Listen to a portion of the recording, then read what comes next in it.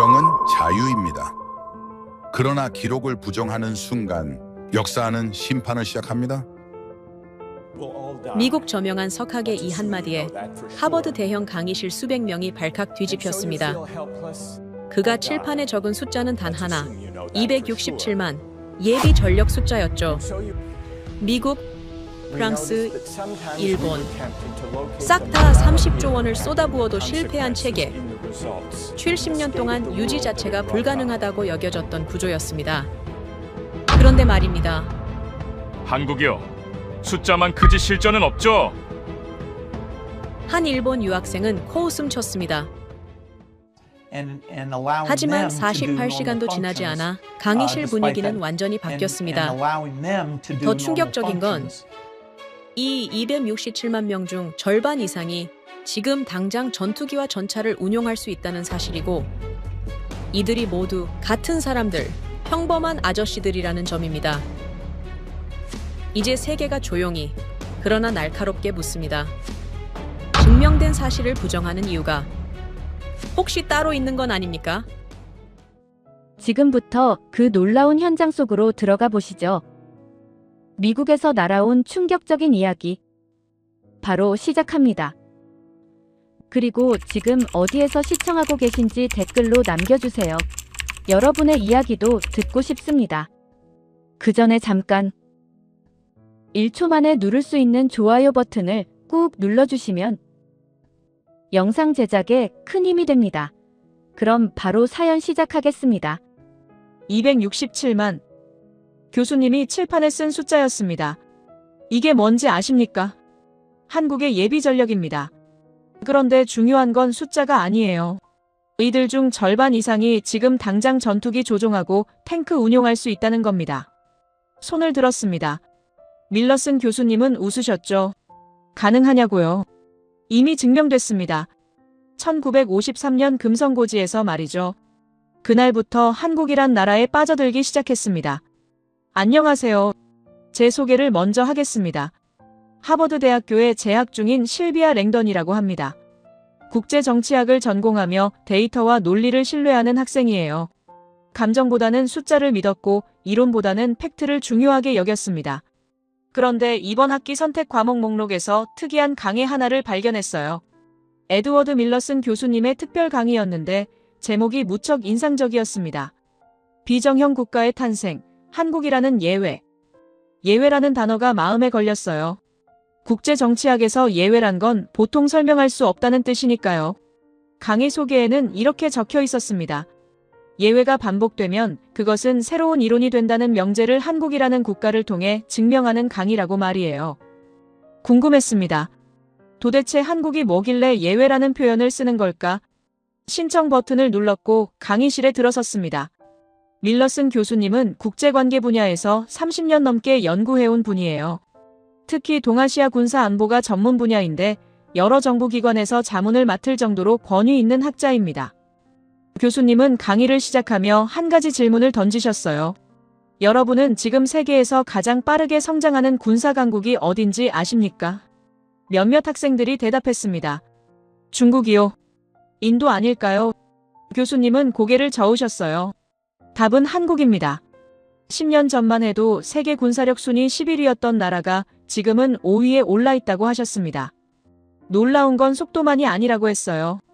이 나라는 냉전이 끝나고 전 세계가 군축에 나설 때 오히려 군사력을 강화했다며 교수님은 덧붙이셨습니다. 그리고 오늘은 그 비밀을 파헤쳐 보겠다고 하셨어요. 교수님은 화면에 사진 한 장을 띄우셨습니다. 한 남자의 사진이었는데 50대 중반쯤 되어 보이는 동양인이었어요. 제 친구를 소개하겠습니다. 김민준 교수라는 분인데 스탠포드 대학교에서 가르치고 있는 한국인이라고 하셨습니다. 몇 년 전 학술회의에서 만났는데 참 인상 깊은 사람이었다고 해요. 논문도 훌륭했지만 그보다 더 흥미로웠던 건 그가 들려준 이야기였다며 교수님은 말씀을 이어갔습니다. 김민준 교수는 젊었을 때 한국에서 예비군 훈련을 받았다고 합니다. 몇십 년 전 일이지만 김민준 교수는 그때의 기억이 아직도 생생하다고 했습니다. 훈련장에 도착했을 때 모인 사람들을 보는 순간 조금 의아했다고 해요. 모두 군복은 입고 왔지만 누구 하나 제대로 된 복장을 한 사람이 없었다고 합니다. 어떤 사람은 군복 단추를 대충 채웠고 어떤 사람은 전투모를 삐딱하게 쓰고 왔어요. 군화끈을 제대로 안 묶은 사람도 있었고 군복 위에 민간인 점퍼를 걸친 사람도 있었습니다. 누가 봐도 마지못해 온 사람들처럼 보였어요. 회사원처럼 보이는 사람도 있었고 자영업자 같은 사람도 있었습니다. 어떤 사람은 전날 밤샘 근무를 했는지 눈이 퀭하기까지 했다고 해요. 김민준 교수 본인도 솔직히 그다지 열심히 할 생각이 없었다고 합니다. 그냥 의무니까 형식적으로 받고 가자는 생각이었다는 거예요. 그런데 사격장에 들어서는 순간 분위기가 완전히 달라졌다고 합니다. 총을 받아드는 순간 모두의 눈빛이 변했다며 김민준 교수는 말했어요.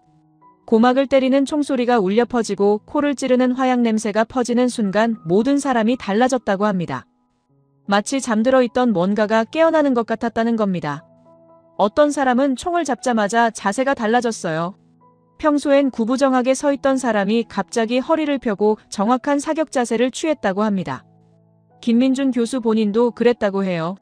총을 잡는 순간 군대 시절 기억이 생생하게 떠올랐다며 몸이 저절로 움직였다고 합니다. 밀러슨 교수님은 김민준 교수가 했던 말을 그대로 전해주셨어요. 총 쏠 때 나는 그 고막을 때리는 벼락 같은 소리와 뭔가 다시 남자가 된 것 같은 그 고소한 화약 냄새가 참 좋았다고 말이에요. 강의실에서 웃음이 터져나왔습니다. 하지만 교수님 표정은 진지했어요. 이건 단순한 향수가 아니라고 하셨습니다. 각인이라는 거라며 교수님은 설명하셨어요. 한국 남자들에게 군사훈련은 단순히 배우는 게 아니라 몸에 새겨지는 거라고 합니다. 10년이 지나든 20년이 지나든 30년이 지나든 총을 잡는 순간 모든 게 돌아온다는 겁니다. 0점 사격이 시작됐는데 0점이란 총의 조준을 정확하게 맞추는 작업을 말합니다. 보통 서너 발 쏴보고 총알이 어디로 가는지 확인한 다음 조준경을 조정하는 거예요. 그런데 김민준 교수 주변 사람들은 한두 발만 쏘고 바로 0점을 잡았다고 합니다. 그 다음부터는 거의 모든 총알이 관역 한가운데로 들어갔다는 겁니다. 특등사수라는 말이 있는데 이건 총을 가장 정확하게 잘 쏘는 사람을 부르는 말이에요.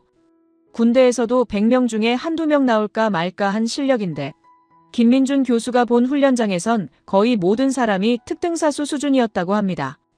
교수님은 이렇게 덧붙이셨어요. 김민준 교수가 말하길 200m 거리에서 쏘는데 거의 모든 사람이 관역 중앙을 명중시켰다고 합니다. 200m라는 거리가 얼마나 먼 건지 감이 안 올 수도 있는데 설명을 드리겠습니다. 축구장 길이가 대략 100m 정도 되니까 축구장 2개를 이어놓은 거리예요. 그 거리에서 작은 관역을 맞춘다는 건 보통 저격수들이나 할 수 있는 일입니다. 그런데 평범한 회사원이나 자영업자처럼 보이던 사람들이 해낸 거예요. 더 놀라운 건 따로 있었습니다. 어떤 관역에는 구멍이 20개나 뚫려 있었다고 해요. 한 사람당 10발씩 쏘는데 말이에요. 왜 그랬을까요? 옆 사람이 사격을 좀 못하는 것 같으면 몰래 그 사람 관역에다 자기 총알을 더 쏴주는 겁니다. 남돕는 한국인 특성이 사격장에서도 나타난다며 김민준 교수는 웃었다고 해요. 하지만 밀러슨 교수님 표정은 웃음기가 없었습니다. 이건 단순한 친절이 아니라고 하셨어요. 전우회라는 거라며 교수님은 설명하셨습니다. 전쟁터에서 옆 사람이 죽으면 나도 위험해진다는 걸 몸으로 아는 사람들이라는 겁니다. 그래서 본능적으로 옆 사람을 도와주는 거라고 했어요. 평소엔 그냥 평범한 회사원이고 자영업자지만 총을 잡는 순간 전우가 된다는 말씀이었습니다. 김민준 교수는 그날 확신했다고 합니다. 만약 실제 전쟁이 벌어진다면 200m 안에서만 총격전이 벌어진다면 한국 남자들 대부분이 특등사수 수준으로 싸울 수 있을 거라고 말이에요. 교수님은 잠시 멈추셨다가 이렇게 물으셨습니다. 여러분 한국이 올림픽 사격에서 얼마나 강한지 아십니까? 몇몇 학생이 고개를 끄덕였어요. 금메달 많이 땄다는 건 알고 있다고 대답했습니다. 교수님은 화면을 바꾸셨어요. 올림픽 메달 통계가 떴습니다. 한국은 올림픽 사격에서 항상 최상위권이라고 하셨어요. 특히 세계에서 유일하게 올림픽 사격 4관왕을 달성한 선수가 있는 나라라고 합니다. 4관왕이란 4개의 금메달을 땄다는 뜻인데 사격에서 이건 정말 대단한 기록이라고 해요. 그런데 더 중요한 건 이게 우연이 아니라는 겁니다. 교수님은 이렇게 말씀하셨어요. 사격이라는 건 멀리 있는 목표를 설정하고 그것을 오차없이 맞추는 능력입니다. 한국인들은 태생적으로 이걸 엄청 잘한다고 합니다. 활도 잘 쏘고 총도 잘 쏘며 포도 잘 쏜다고 해요. 심지어 미사일도 잘 쏜다며 교수님은 농담처럼 말씀하셨지만 표정은 진지했습니다. 그리고 이건 단순히 무기를 쏘는 능력만을 말하는 게 아니라고 하셨어요. 더 넓은 의미에서 목표를 설정하고 그것을 반드시 이루는 능력이라는 겁니다. 70년 전만 해도 세계 최빈국이었던 나라가 지금은 세계 10위권 경제대국이 됐다며 교수님은 설명하셨어요. 이것도 일종의 명중이라고 할 수 있다는 겁니다. 목표를 설정하고 그것을 반드시 이루는 능력 말이에요. 김민준 교수가 본 그 예비군 훈련장의 아저씨들도 마찬가지라고 했습니다. 평소엔 평범한 직장인이지만 필요한 순간엔 특등사수가 되는 사람들이라는 거예요. 교수님은 칠판을 향해 걸어가셨습니다. 그리고 새로운 숫자들을 차례로 적으셨어요. 200m, 300m, 500m, 1000m. 교실이 조용해졌습니다. 교수님은 천천히 말씀하셨어요. 지금까지 200m 거리에서의 사격 이야기를 들었습니다. 하지만 거리가 이렇게 멀어지면 얘기가 완전히 달라지지 않겠습니까? 300m부터는 일반 소총으로 정확히 맞추기 어렵다고 하셨어요. 500m는 전문 저격 훈련을 받은 사람도 힘들다고 합니다. 그리고 1000m라는 거리는요. 교수님은 잠시 멈추셨어요. 1000m는 특수 제작된 저격총과 최고급 조준경이 있어야만 가능한 거리라고 하셨습니다. 더군다나 날씨와 바람까지 완벽하게 계산해야 한다고 해요. 아무리 예비군이 사격을 잘한다고 해도 1000m는 불가능하지 않겠느냐고 물으셨습니다. 모두가 고개를 끄덕였어요. 맞는 말 같았습니다. 손을 들고 질문했습니다. 교수님, 그럼 1000m는 정말 불가능한 거 아닙니까? 교수님은 빙그레 웃으셨어요. 불가능하다고 생각하십니까? 그렇게 물으시며 화면을 바꾸셨습니다. 흑백 사진 한 장이 떴는데 1950년대로 보이는 오래된 전쟁 사진이었어요. 1953년 한국전쟁 당시의 사진이라고 하셨습니다. 그리고 이렇게 말씀하셨어요. 다음 시간에 여러분께 한 가지 믿기 힘든 이야기를 들려드리겠습니다. 1000m가 넘는 거리에서 불가능을 가능하게 만든 한국군 병사의 이야기 말입니다.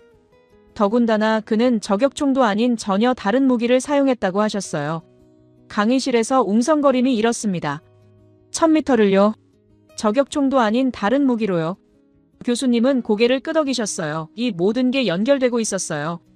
우연이 아니라 패턴 같았습니다. 교수님은 잠시 물을 마시셨어요. 그리고 슬라이드를 천천히 넘기셨습니다. 화면이 바뀌었어요. 흑백 사진 한 장이 떴는데 1950년대로 보이는 오래된 전쟁 사진이었습니다. 교수님은 이렇게 말씀하셨어요. 이제 여러분께 그 불가능의 순간을 보여드리겠습니다. 1953년 한국전쟁 당시의 사진이라고 하셨어요. 강의실 공기가 달라졌습니다.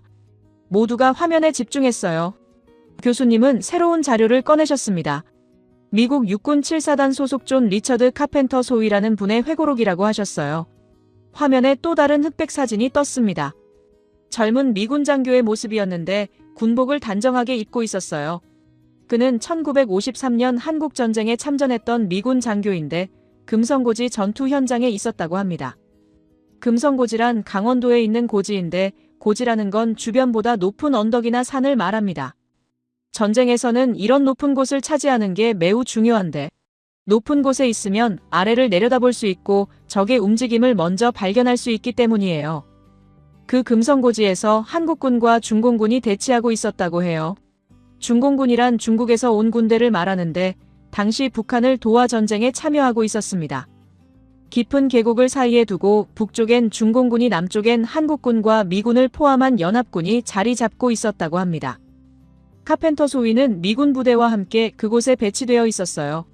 교수님은 지도를 보여주셨습니다. 계곡 양쪽에 진지가 표시되어 있었는데 거리를 보니 상당히 멀어 보였어요. 꽤 오랜 시간 대치 상태가 이어졌는데 카펜터 소위는 매일 망원경으로 상대편 진지를 관찰했다고 합니다. 망원경이란 멀리 있는 것을 크게 볼 수 있는 도구인데 군대에서는 적의 움직임을 살피는데 꼭 필요한 장비예요. 매일 같은 시간에 망원경을 들여다보던 카펜터 소위는 어느 날 한 가지 특이한 점을 발견했다고 해요. 적진에서 매일 아침 똑같은 시간에 똑같은 장소로 나오는 사람이 있었다는 겁니다. 계급장을 보니 중공군 지휘관으로 보였다고 합니다. 지휘관이란 부대를 이끄는 높은 계급의 군인을 말하는데 전쟁에서 적 지휘관을 제거하면 그 부대 전체가 혼란에 빠지게 되니까 매우 중요한 목표였어요. 그런데 그 중공군 지휘관이 매일 아침 하는 행동이 참 대담했다고 합니다. 벙커 밖으로 나와 연합군 쪽을 바라본 채로 쪼그려 앉아 용변을 봤다는 거예요. 벙커란 폭격이나 총격으로부터 몸을 숨길 수 있는 튼튼한 은신처를 말하는데 그 안전한 곳을 나와서 무방비 상태가 됐다는 겁니다. 용변이란 대소변을 보는 걸 말하는데 전쟁터에서 이렇게 경계를 풀고 있는 건 매우 위험한 일이에요. 하지만 그는 매일 똑같은 시간에 똑같은 장소에서 똑같은 행동을 했다고 합니다. 카펜터 소위는 망원경으로 보면 그 모습이 훤히 보였다고 해요. 교수님은 이렇게 설명하셨습니다. 당연히 저격을 시도했지만 번번이 실패했다고 하셨어요. 이유는 간단했습니다. 거리가 너무 멀었다는 겁니다. 교수님은 화면에 숫자를 띄우셨어요. 최소 1000m 이상. 1000m가 얼마나 먼 거리인지 설명해 드리겠습니다. 운동장 트랙 한 바퀴가 보통 400m 정도 되니까 트랙을 2바퀴 반 돌아야 하는 거리예요. 그 거리에서 사람 크기만 한 목표물을 맞춘다는 건 정말 어려운 일입니다. 당시 연합군이 가진 일반 소총으로는 총알이 그 거리까지 날아가긴 하지만 정확하게 맞출 수는 없었다고 해요. 바람의 영향도 받고 총알이 날아가면서 중력 때문에 아래로 떨어지기도 하니까요. 전문 저격총이라면 가능할 수도 있지만 그래도 1000m는 매우 어려운 거리라고 합니다. 연합군 쪽 저격수들이 그를 맞추려고 여러 번 시도했지만 거리가 너무 멀어서 총알이 닿지 않았다고 해요. 그런데 어느 날 한국인 저격수 한 명이 나섰다고 합니다. 자기가 저 중공군 지휘관을 마치겠다며 나섰다는 거예요. 카펜터 소위를 비롯한 미군들은 처음엔 반신반의했다고 합니다. 물론 한국군 병사들의 사격 실력은 익히 알고 있었지만 1000m는 완전히 다른 차원의 문제였으니까요. 그 한국인 저격수는 먼저 적합한 저격총을 찾기 시작했다고 해요. 1000m까지 정확하게 날아갈 수 있는 총을 말이에요. 하지만 안타깝게도 당시 그곳에 있던 저격총 중에는 그 정도 거리를 확실하게 커버할 수 있는 게 없었다고 합니다. 필요한 저격총을 찾지 못하자 포기할 법도 한데 그 한국인 저격수는 계속 방법을 찾았다고 해요. 그러다가 한 가지 아이디어를 떠올렸다고 합니다. 59경 캘리버 기관총이면 그 거리까지 날아갈 수 있다는 사실을 알게 됐다는 거예요. 교수님은 잠시 멈추셨어요. 59경이 뭔지 설명해드리겠다며 화면을 바꾸셨습니다. 총알 크기 비교 사진이 떴어요. 59경이란 총알의 지름이 50을 100으로 나눈 크기 즉 약 12mm 정도 되는 굵기라고 하셨습니다. 보통 소총 총알이 7mm 정도 되니까 거의 2배 가까이 큰 총알이라는 거예요. 크고 무거운 총알이라서 멀리까지 날아갈 수 있지만 큰 문제가 있었습니다. 이건 기관총 총알이라는 겁니다. 기관총이란 방아쇠를 당기면 총알이 연속으로 나가는 총을 말하는데 한 번에 여러 발을 쏴서 넓은 범위를 제압하는 무기예요. 교수님은 이렇게 비유하셨습니다. 저격총은 활과 같아서 한 발 한 발이 정확하지만 기관총은 소방호스와 같아서 물줄기는 강하지만 정확하게 조준하기는 어렵다고 하셨어요. 그래서 기관총으로 1000m 밖의 작은 목표물을 정확히 맞춘다는 건 거의 불가능에 가까운 일이었습니다. 강의실에서 웅성거림이 일었어요. 그럼 어떻게 하겠다는 거죠? 교수님은 빙그레 웃으셨습니다. 그 한국인 저격수는 기관총으로 저격을 하기로 결심했다고 하셨어요. 어디선가 저격용 스코프를 구해왔다고 합니다. 스코프란 총에 다는 망원경 같은 조준 장치인데 먼 거리의 목표물을 크게 보면서 정확히 겨냥할 수 있게 해주는 장비예요. 그 스코프를 59경 기관총에 달았다고 합니다. 카펜터 소위를 비롯한 미군들은 그 모습을 보며 무척 신기해했다고 해요. 큰 기관총에 저격용 스코프를 단 모습이 뭔가 어울리지 않게 느껴졌지만 그 한국인 저격수는 진지했다고 합니다. 혼자서 계속 연습했다고 해요. 먼 거리를 겨냥하며 0점을 맞추고 바람까지 계산하며 차근차근 준비했다는 겁니다. 미군들은 그 모습을 지켜보며 서로 이야기를 나눴다고 합니다. 과연 저게 가능할까? 기관총으로 1000m 저격이라니. 대부분은 불가능할 거라고 생각했지만 일부는 한국군 병사들의 실력을 알고 있었기에 기대 반 의심 반이었다고 해요. 심지어 내기까지 했다고 합니다. 성공하면 저녁 식사를 사겠다는 내기였어요. 교수님은 화면을 또 바꾸셨습니다. 금성고지의 새벽 풍경 사진이 떴어요. 그리고 다음날 아침이 됐다고 하셨습니다. 카펜터 소위는 그날도 어김없이 망원경으로 적진을 관찰했다고 해요. 날씨는 맑았고 바람도 잔잔했다고 합니다. 저격하기엔 최적의 조건이었어요. 한쪽에서는 그 한국인 저격수가 벌써 자리를 잡고 있었다고 합니다. 59경 기관총을 작은 거치대 위에 올려놓고 스코프를 들여다보며 준비하고 있었어요. 거치대란 총을 안정적으로 고정할 수 있는 받침대인데 멀리 있는 목표물을 정확히 맞추려면 총이 흔들리지 않아야 하니까 꼭 필요한 장비입니다. 미군들도 하나둘 모여들었다고 해요. 어제 내기를 했던 사람들은 물론이고 소문을 들은 다른 병사들까지 구경하러 왔다고 합니다. 모두가 지켜보는 가운데 시간이 흘렀어요. 그리고 드디어 그 순간이 왔습니다.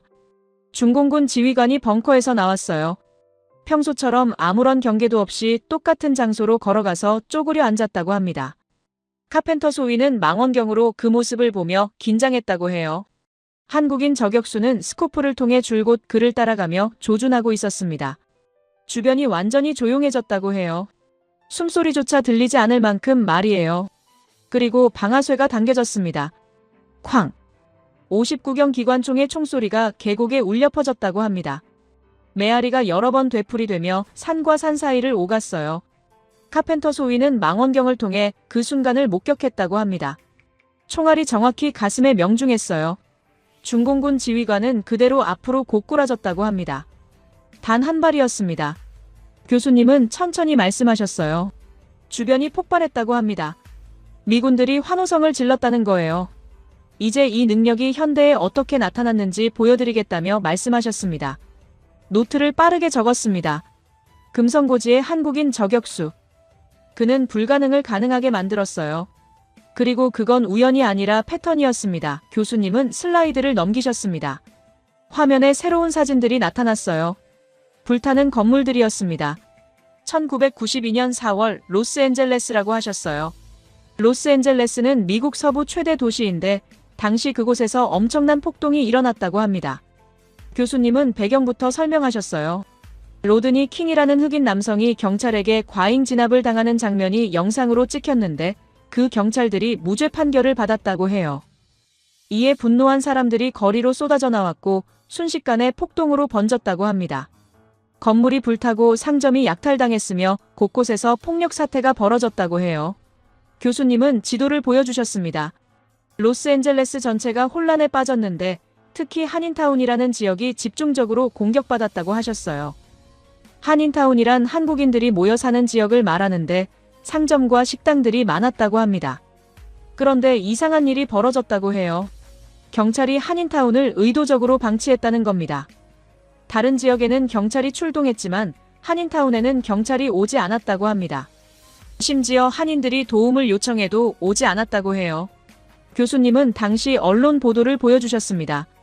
한국 여성이 흑인 소녀를 총으로 쏜 사건이 있었는데 언론이 이 사건을 계속 반복 보도하며 한국인들에 대한 적대감을 키웠다고 하셨어요. 그 사건은 복잡한 배경이 있었지만 언론은 단순하게 보도했고 한인타운은 표적이 됐다고 합니다. 화면에 불타는 한인타운 사진들이 계속 나타났어요. 한인들은 완전히 고립됐다고 합니다. 경찰도 없고 도와줄 사람도 없었어요. 그런데 놀라운 일이 벌어졌다고 해요. 한인들이 스스로를 방어하기 시작했다는 겁니다. 교수님은 새로운 사진을 보여주셨습니다. 건물 옥상에서 총을 든 한국인들의 모습이었어요. 이들은 즉시 조직을 만들었다고 합니다. 옥상에는 저격수들이 배치됐고 거리에는 순찰대가 돌았으며 본부에서는 무전기로 상황을 통제했다고 해요. 교수님은 이렇게 설명하셨습니다. 이건 즉흥적인 대응이 아니었다고요. 전술적 배치였다는 겁니다. 한인타운을 여러 구역으로 나누고 각 구역마다 책임자를 정했다고 합니다. 구역별로 방어선을 구축하고 무전기로 실시간 상황을 공유했다고 해요. 마치 군대처럼 움직였다는 겁니다. 더 놀라운 건 이들 중 상당수가 한국 특수부대 출신이었다고 합니다. 특수부대란 일반 군인보다 훨씬 높은 수준의 훈련을 받은 정예부대를 말하는데 이들이 한인타운 방어를 주도했다고 해요. 옥상에서 정확한 저격으로 폭도들의 접근을 차단했고 경고 사격만으로 상황을 통제했다고 합니다. 교수님은 강조하셨어요. 단 한 명의 사상자도 내지 않았다고요. 이건 전술적으로 거의 불가능에 가까운 성과라고 하셨습니다. 폭동 상황에서 자신들을 지키면서도 상대방을 죽이지 않았다는 건 고도의 절제력과 정확한 사격 실력이 있어야만 가능한 일이라고 해요. 그때였습니다. 뒷좌석에서 손이 올라갔어요. 일본인 유학생이었습니다. 츠바사라는 이름의 도쿄대학교 출신 학생인데 항상 질문이 많은 편이었어요. 교수님이 츠바사를 보며 고개를 끄덕이셨습니다. 츠바사는 정중하게 말했습니다. 교수님 자료를 보니 궁금한 점이 있다며 조심스럽게 질문을 시작했어요. LA 폭동 당시 한인타운 피해 규모를 보면 실제로는 2,000여 개 상점이 불타고 4억 달러가 넘는 피해가 발생했다고 합니다. 그렇다면 방어가 성공적이었다고 보기 어렵지 않겠느냐며 데이터를 제시했어요. 또한 당시 한인 자경단의 총기 사용이 과연 적법했는지에 대한 법적 논란도 있었다고 덧붙였습니다. 강의실이 조용해졌어요. 그럴싸한 지적 같았습니다. 교수님은 잠시 생각하시는 듯 했어요. 그리고 천천히 대답하셨습니다. 좋은 질문이라고 하셨어요. 데이터를 정확히 보셨다며 츠바사를 칭찬하셨습니다. 하지만 맥락을 함께 봐야 한다고 하셨어요. 교수님은 새로운 자료를 보여주셨습니다. LA 전체 피해 규모였는데 총 5,000여 개 건물이 불탔고 10억 달러가 넘는 피해가 발생했다고 합니다. 한인타운은 전체 피해의 5분의 1 정도였다는 거예요. 그런데 중요한 건 따로 있다고 하셨습니다.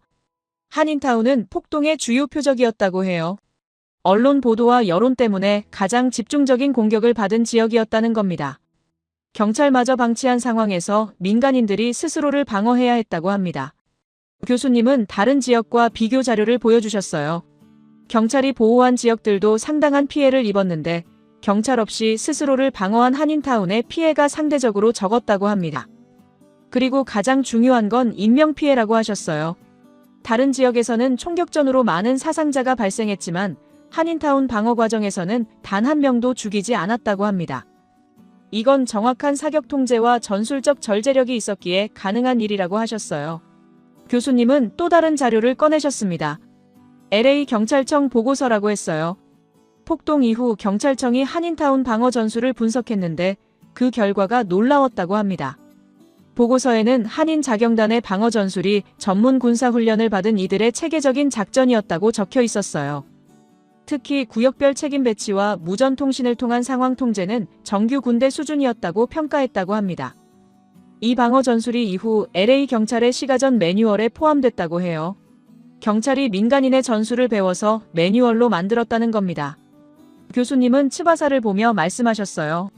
법적 논란에 대해서는 당시 비상 상황이었고 경찰의 보호를 받지 못한 상태에서 정당방위였다는 판단이 나왔다고 하셨습니다. 오히려 경찰의 한인타운 방치가 더 큰 문제로 지적됐다고 해요. 츠바사는 고개를 끄덕였지만 표정이 조금 불편해 보였어요. 교수님은 계속 말씀하셨습니다. 가장 중요한 건 이 사람들이 누구였느냐는 겁니다. 평소엔 세탁소를 운영하고 식당을 하던 평범한 사람들이었다고 해요.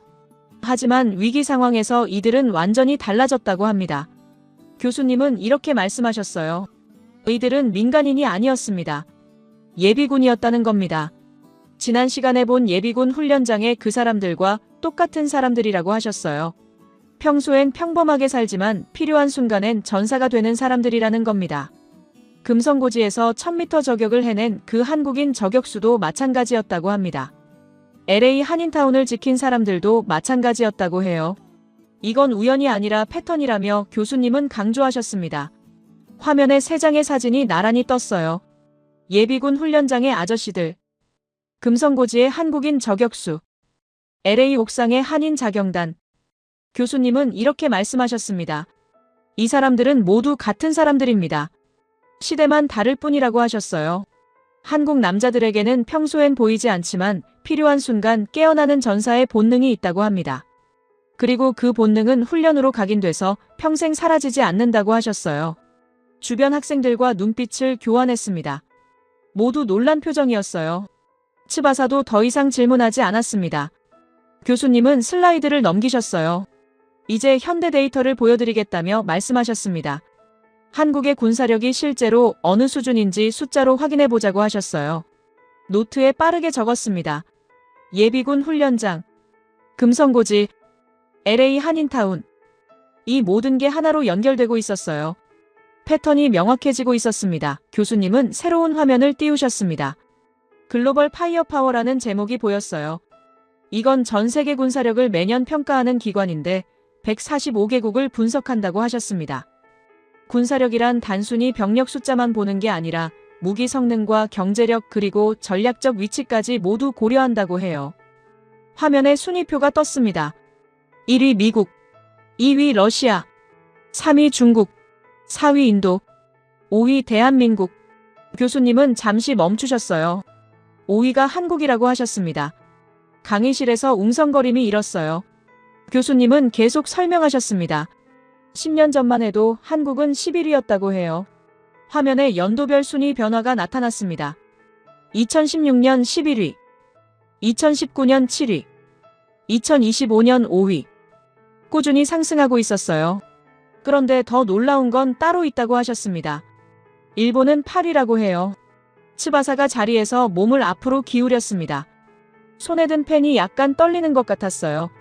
교수님은 이렇게 설명하셨습니다.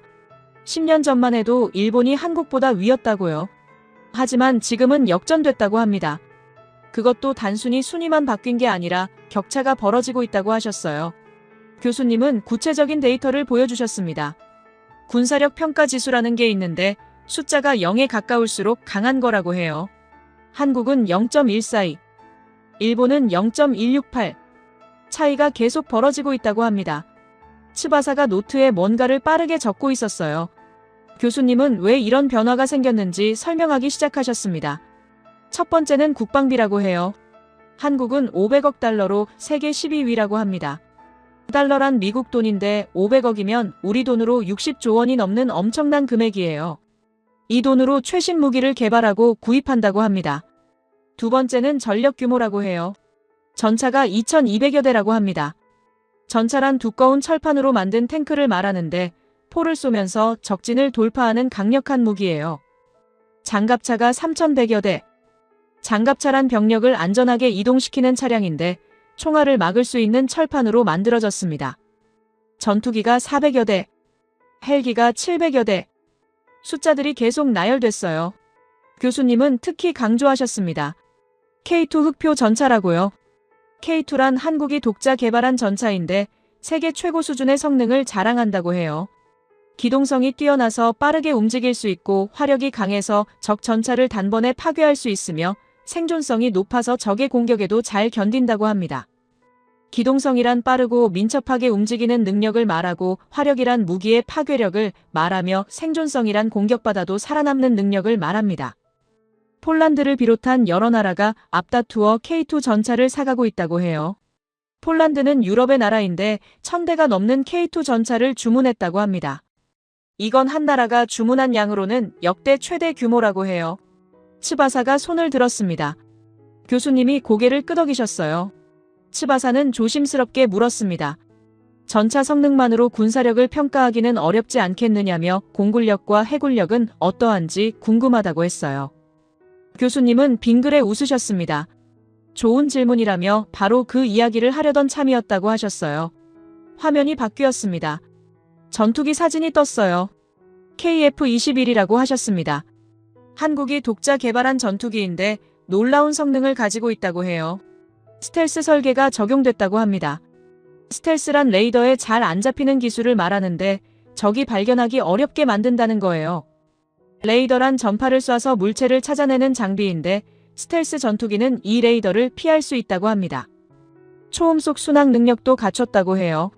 초음속이란 소리보다 빠른 속도를 말하는데 소리 속도가 시속 1200km 정도 되니까 그보다 빠르게 날 수 있다는 겁니다. 교수님은 계속 설명하셨습니다. 더 놀라운 건 블록원 레이저 무기라고 해요. 레이저란 강력한 빛을 한 곳에 모아서 쏘는 무기인데 미사일이나 드론을 격추시킬 수 있다고 합니다. 발사 단가가 2,000원이라고 하셨어요. 발사 단가란 한 번 쏘는데 드는 비용을 말하는데 2,000원이면 커피 한 잔 값입니다. 일반 미사일은 한 발에 수억 원이 드는데 레이저는 2,000원이라는 거예요. 그런데 명중률은 100%라고 합니다. 백발백중이라는 말이 딱 맞는다고 하셨어요. 츠바사의 얼굴색이 점점 창백해지는 게 보였습니다. 교수님은 화면을 또 바꾸셨어요. 방산 수출이라는 제목이 떴습니다. 방산이란 군사무기 산업을 줄인 말인데 한국이 무기를 수출한 금액이 74억 달러라고 해요. 세계 8위라고 합니다. 10년 전과 비교하면 6배나 증가한 수치라고 하셨어요. 특히 곡사포 분야에서는 이미 세계 최고 수준이라고 합니다. 곡사포란 포탄을 높이 쏘아 올려서 떨어뜨리는 대포인데 산이나 건물 뒤에 숨은 적도 맞출 수 있다고 해요. 교수님은 이렇게 말씀하셨습니다. 과거 한국은 무기를 사는 나라였다고요. 광복 직후에는 소총과 칼만으로 싸웠고 6.25 전쟁 때도 열악한 상황이었다고 합니다. 하지만 지금은 무기를 파는 나라가 됐다는 겁니다. 그것도 세계 최고 수준의 무기를 말이에요. 츠바사가 다시 손을 들었습니다. 목소리가 약간 떨리는 것 같았어요. 해군력은 어떠한지 묻고 싶다며 섬나라인 일본은 전통적으로 해군이 강한데 한국 해군은 어느 정도인지 궁금하다고 했습니다. 교수님은 고개를 끄덕이셨어요. 예상했던 질문이라는 듯 자료를 준비하고 계셨습니다. 화면에 함정 사진들이 나타났어요. 한국은 이제 전투함정과 상륙함정 그리고 기뢰전 함정과 지원 함정 그리고 잠수함까지 보유한 막강한 해군력을 갖추게 됐다고 하셨습니다. 함정이란 군대에서 쓰는 배를 말하는데 종류마다 역할이 다르다고 해요. 특히 세계 최고 성능의 어뢰 기술을 보유하고 있다고 합니다. 어뢰란 물속에서 쏘는 미사일 같은 무기인데 적배를 공격할 때 씁니다. 태평양 훈련에서 100% 명중률을 기록했다고 해요. 심지어 이지스함으로 미국 항공모함을 모해 격침시킨 적도 있다고 합니다. 이지스함이란 최첨단 레이더와 미사일을 장착한 전투함이고 항공모함이란 비행기를 싣고 다니는 거대한 배인데 미국의 가장 강력한 무기 중 하나예요. 모해 격침이란 실제로 침몰시킨 건 아니고 훈련에서 가상으로 공격해서 이겼다는 뜻입니다. 교수님은 이렇게 덧붙이셨어요. 이건 한국 해군의 실전 전투력을 보여주는 증거라고요. 츠바사가 노트에 뭔가를 계속 적고 있었는데 손이 떨리는 게 확실히 보였습니다. 교수님은 가장 중요한 데이터를 보여주셨어요. 현무 5 미사일이라고 합니다. 현무란 한국이 개발한 장거리 미사일 이름인데 5는 5번째 버전이라는 뜻이에요. 이 미사일의 사거리는 3,000km가 넘는다고 해요. 사거리란 미사일이 날아갈 수 있는 거리를 말합니다. 교수님은 지도를 보여주셨습니다. 한국에서 3,000km면 일본 전역을 완전히 커버한다고 하셨어요. 일본 어디든 타격할 수 있다는 겁니다. 츠바사의 얼굴이 완전히 하얗게 변했습니다. 교수님은 멈추지 않으셨어요. 미국과 일본의 군사 전문가들이 분석한 자료가 있다며 새로운 화면을 띄우셨습니다. 만약 한일 무력 충돌이 발생한다면 한국 육군의 70% 이상이 일본 본토 상륙이 가능하다고 적혀 있었어요. 이건 과학적 분석의 결과라고 하셨습니다. 일본 해군력은 미국 해군 지원에 의존적인 반면 한국 해군은 독자적 전투력을 보유하고 있다고 해요. 2차 세계대전 이후 일본은 중장거리 미사일 자체를 보유하지 못했지만 한국은 이미 일본 전역을 타격할 수 있는 능력을 갖췄다고 합니다. 교수님은 화면을 천천히 넘기며 말씀하셨어요. 주한 미군과 주일 미군 관계자들의 평가도 명확하다고 하셨습니다. 한국이 움직이면 일본은 속수무책이라는 거라고 해요. 훈련 강도와 실전 대응 능력에서도 현격한 차이가 있다고 합니다. 한국군이 대학생 수준이라면 일본 자위대는 초등학생 수준에 불과하다는 평가가 지배적이라고 하셨어요. 자위대란 일본 군대를 부르는 말인데 전쟁을 금지한 헌법 때문에 군대라고 부르지 못하고 자위대라고 부른다고 합니다. 츠바사가 펜을 놓았습니다. 더 이상 적을 수 없다는 표정이었어요. 교수님은 마지막 슬라이드를 보여주셨습니다. 세계 10대 군사 강국 중 미국과 한국만이 50년 넘게 전쟁 준비에 매진해왔다고 하셨어요. 냉전이 무너진 후 전 세계가 군축에 나설 때도 한국은 오히려 군사력을 강화했다고 합니다. 이것이 바로 한국 군사력의 실체라며 교수님은 정리하셨어요. 10년 전엔 예외였지만 지금은 표준이 됐다고 하셨습니다. 세계는 이미 알고 있다고요. 노트북에 숫자들을 빠르게 기록했습니다. 5위 74억 달러 100% 명중률 3,000km 숫자가 모든 걸 증명하고 있었어요. 교수님은 잠시 쉬셨다가 다음 주제로 넘어가겠다고 하셨습니다. 이제 이 모든 힘의 원천이 무엇인지 보여드리겠다며 새로운 슬라이드를 준비하셨어요. 교수님은 잠시 물을 마시셨어요. 그리고 천천히 말씀하셨습니다. 이제 여러분께 이 모든 힘의 원천을 보여드리겠다고 하셨어요. 화면이 바뀌었습니다. 김민준 교수 사진이 다시 떴어요. 교수님은 이렇게 말씀하셨습니다. 제 친구 김민준 교수 본인의 이야기를 좀 더 깊이 들려드리겠다고 하셨어요. 그는 57세입니다. 한국 공군 병장 출신인데 항공정비병으로 복무했다고 해요. 병장이란 군대 계급 중 하나인데 일반 사병이 달 수 있는 가장 높은 계급입니다. 항공정비병이란 전투기나 헬기를 수리하고 관리하는 일을 하는 사람을 말해요. 30개월이 넘는 긴 복무 기간을 거쳤다고 합니다. 30개월이면 2년 반이 넘는 시간인데 그 긴 시간 동안 매일 비행기를 만지고 정비했다는 거예요. 교수님은 김민준 교수와 나눈 대화를 들려주셨습니다. 얼마 전 그에게 물었다고 해요. 지금도 비행 지원이 가능한지 말이에요. 김민준 교수의 대답은 단호했다고 합니다. 지금 당장 비행장에 가도 어제 일처럼 비행 지원이 가능하다고 했다는 겁니다. 전역한 지 수십 년도 넘었는데 말이에요. 교수님은 이게 얼마나 놀라운 일인지 설명하셨습니다. 전시의 군용 비행장은 적의 최우선 타격 목표가 된다고 해요. 가장 먼저 폭격당하고 가장 위험한 곳이라는 겁니다. 그런 상황에서 비행기를 띄우려면 정비병의 역할이 결정적이라고 합니다. 조종사가 아무리 실력이 좋아도 비행기가 고장나면 날 수 없으니까요.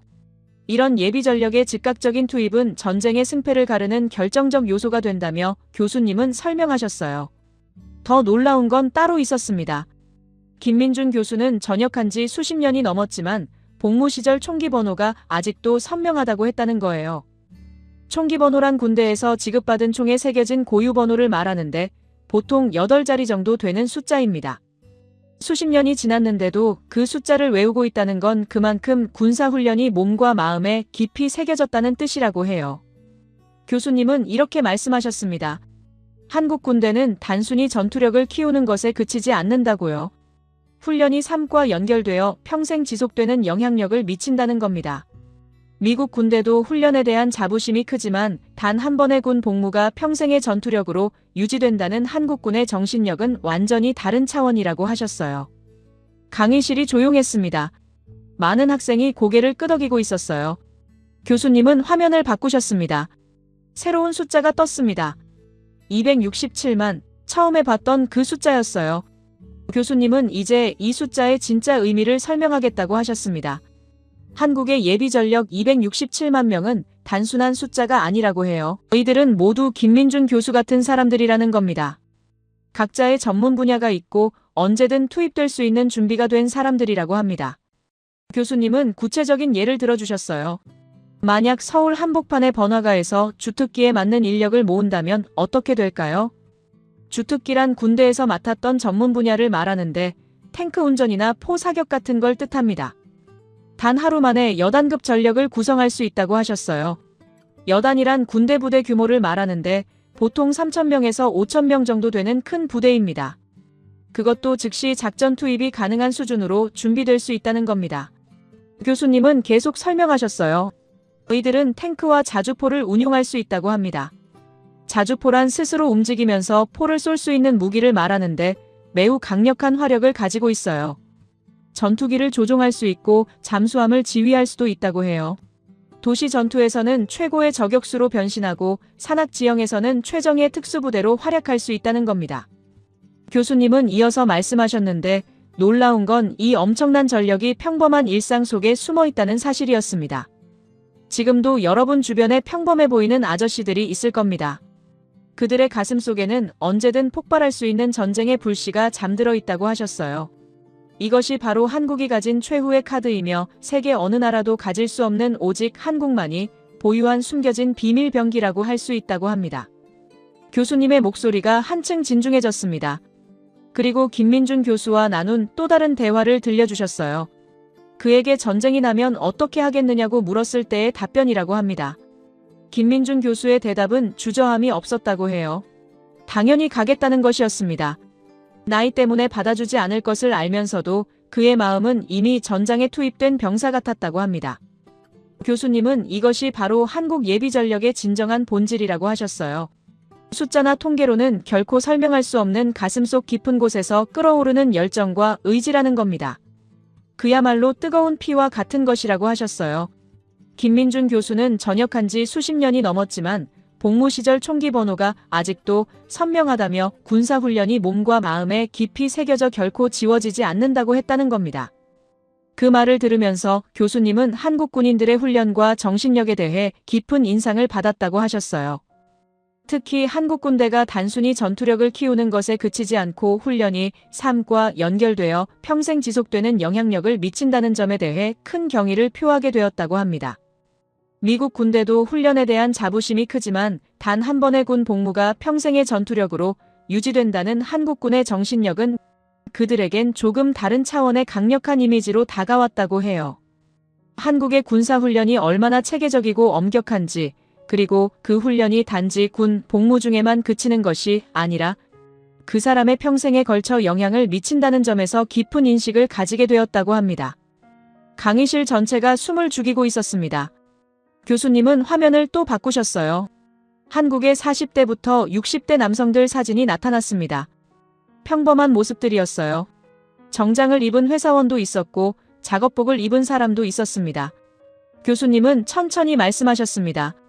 이 세대의 가슴 속에는 말로 표현할 수 없는 깊은 의미가 새겨져 있다고 하셨어요.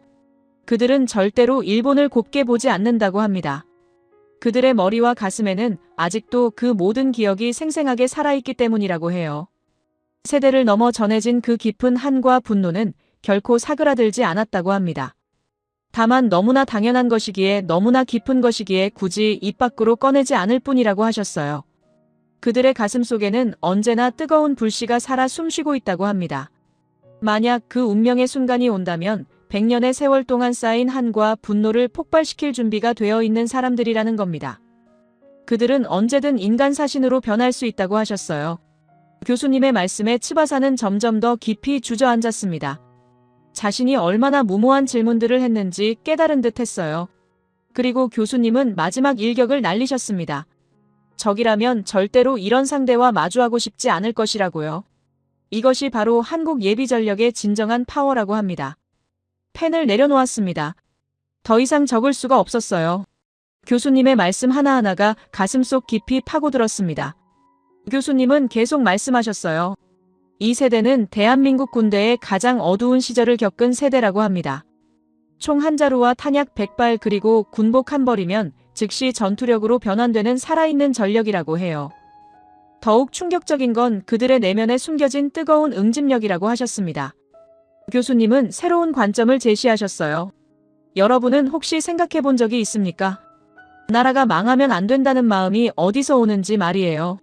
기술이 무너지면 안 된다는 생각이 왜 생기는지, 꾸준히 성장해야 한다는 의지가 왜 이토록 강한지, 물론 누구든 가지고 있는 생각일 수 있다고 하셨어요. 하지만 한국이라는 나라가 특별한 건 이 뿌리가 얼마나 깊은지에 있다고 합니다. 교수님은 화면에 역사 사진들을 띄우셨어요. 일제강점기의 사진들이었습니다. 흑백 사진 속에는 힘들어하는 사람들의 모습이 담겨 있었어요. 그 다음엔 6.25 전쟁 사진이 나타났습니다. 폐허가 된 도시들이었어요. 그리고 70년대 새마을 운동 사진이 떴습니다. 땀 흘리며 일하는 사람들의 모습이었어요. 80년대 민주화 운동 사진도 나타났습니다. 거리에 모인 수많은 사람이 보였어요. 90년대 외환 위기 때 금 모으기 운동 사진도 있었습니다. 줄 서서 금을 내놓는 사람들의 모습이었어요. 교수님은 천천히 말씀하셨습니다. 한국이라는 나라는 시대적인 고난을 끊임없이 맞았다고 하셨어요.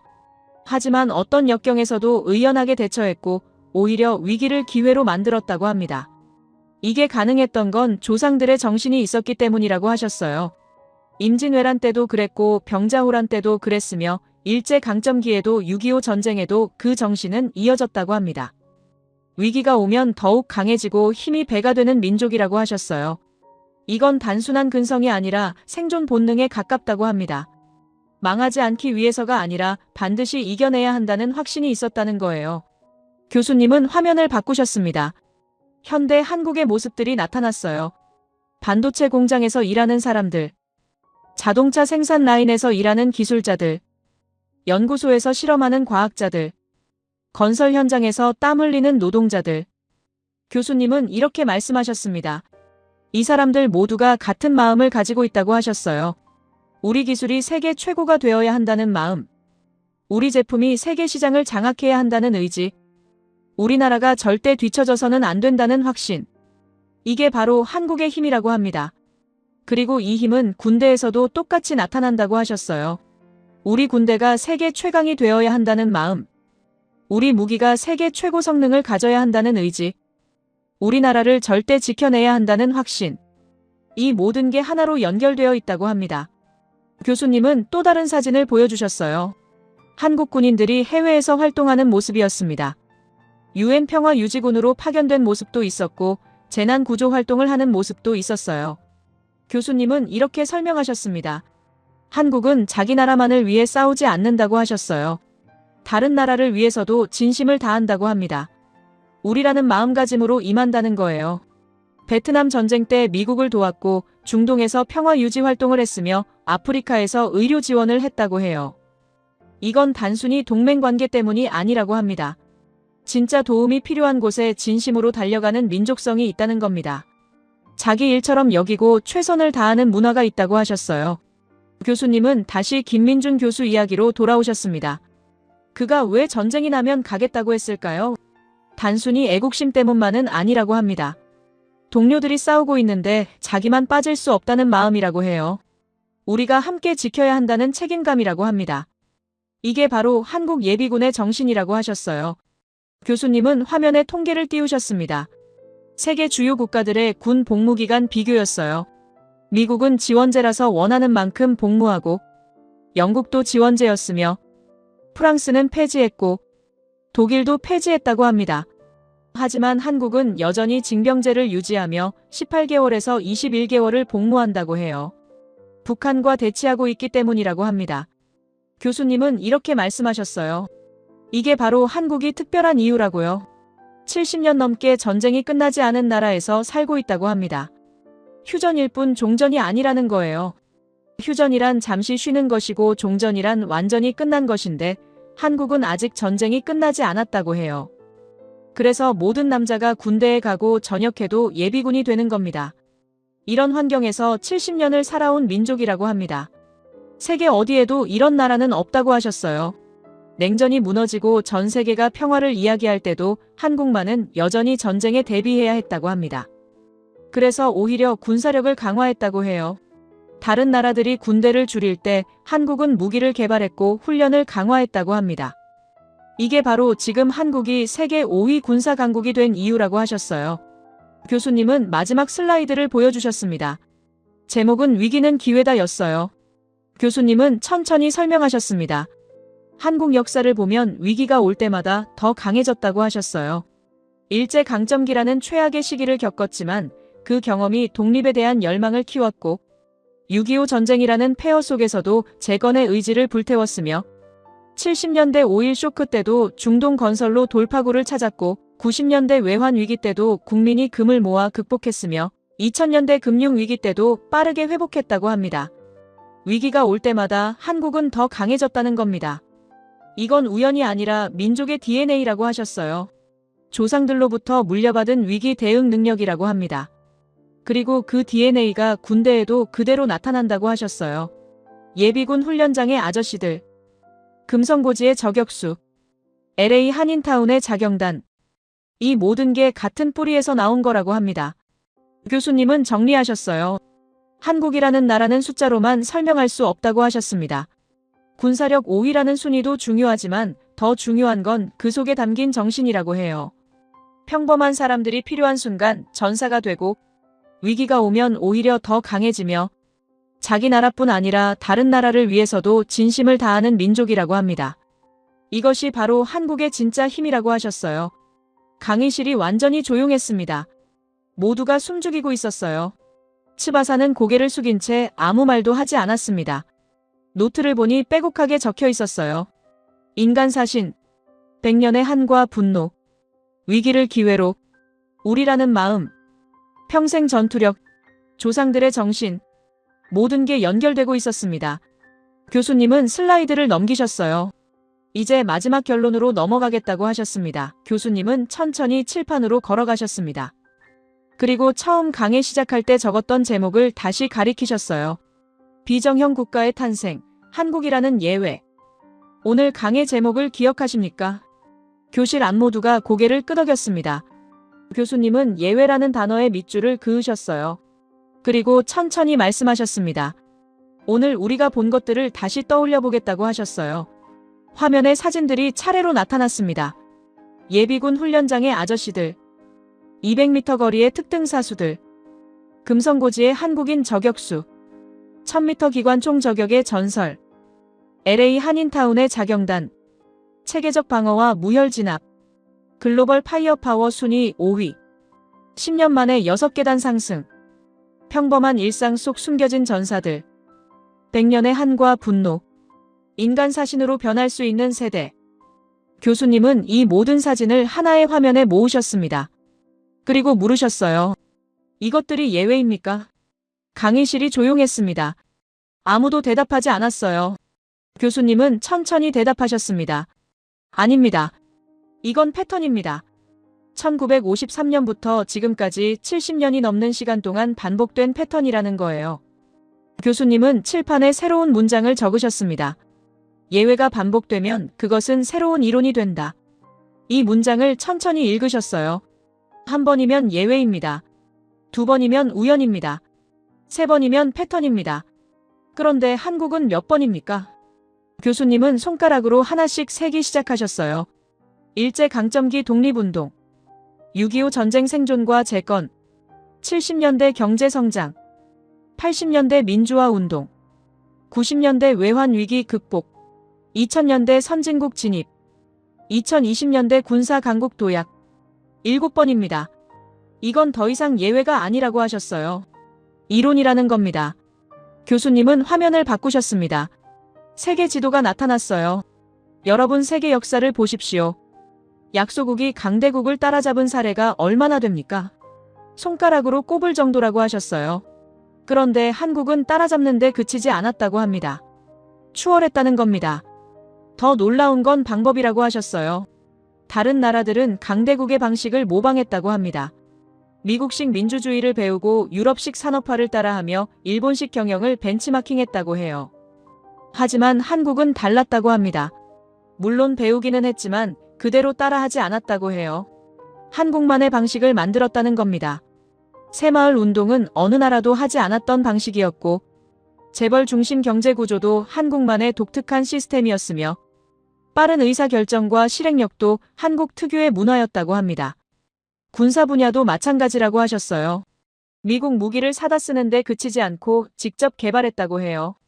K2 전차도 KF-21 전투기도 블록원 레이저 무기도 모두 한국이 독자 개발한 거라고 합니다.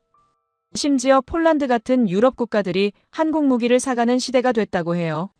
이건 과거엔 상상할 수 없었던 일이라고 하셨습니다.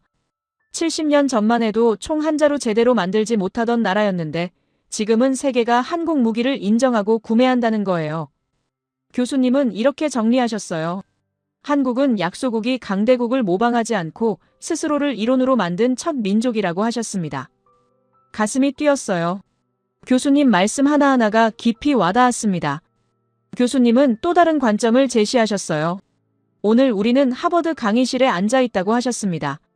지성의 전당이라고 불리는 곳이라고 해요.